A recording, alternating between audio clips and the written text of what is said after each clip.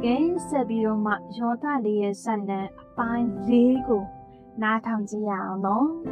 ကလေးတို့ရေယောသလေးကထောင်ထဲမှာရှိနေတော့ဘာတွေဖြစ်လာမလဲဆိုတာစိတ်ဝင်စားနေပြီလား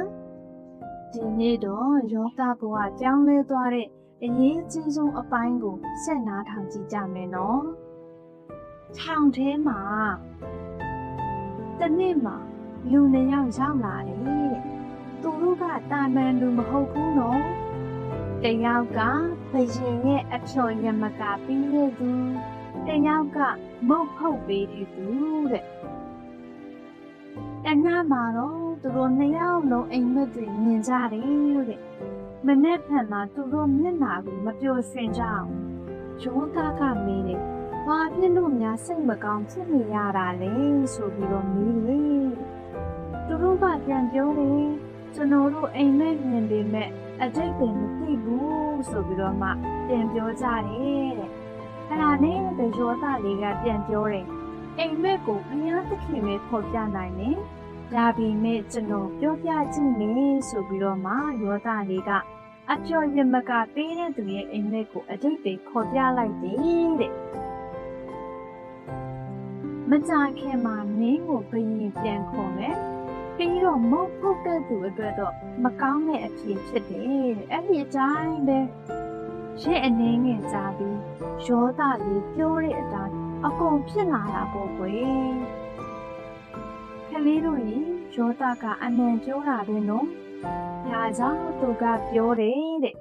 ဘယင်စီပြန်သွားတဲ့အခါကျွန်ုပ်ကိုတတိယပါနော်တဲ့ဒါပေမဲ့အဖြော်ရမကပေးတဲ့သူကယောသကိုမေ့သွားတယ်တဲ့ယောသကထောင်ထဲမှာပဲဆက်နေခဲ့ရတာပေါ့ကွယ်နှစ်လောက်ကြာတော့ပြီးတဲ့အခါမှာတနေ့မှာတော့တဲ့ဘယင်ကိုယ်တိုင်အိမ်မက်မြင်နေတဲ့အဲ့ဒီအိမ်မက်ကအရင်ကအံ့ဩစရာကောင်းတယ်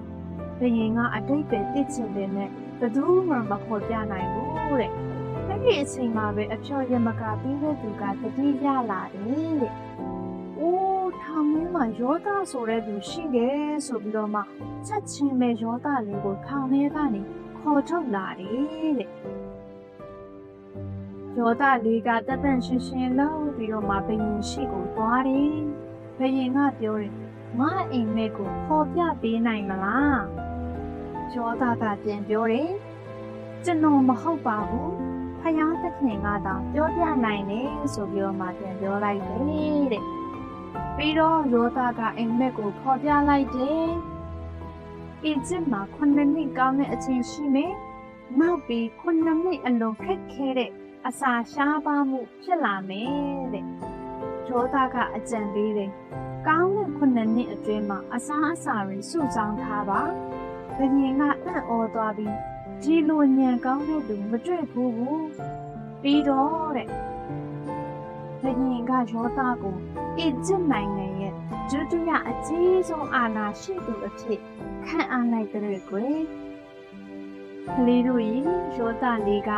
ထောင်ထဲကနေတခါတည်းအရေးကြီးဆုံးလူတစ်ယောက်ဖြစ်လာတယ်။ဒါကြောင့်ဘလို့အခက်အခဲတွေရှိနေပါစေ။ဖယားသခင်ကအစီအစဉ်ရှိတာ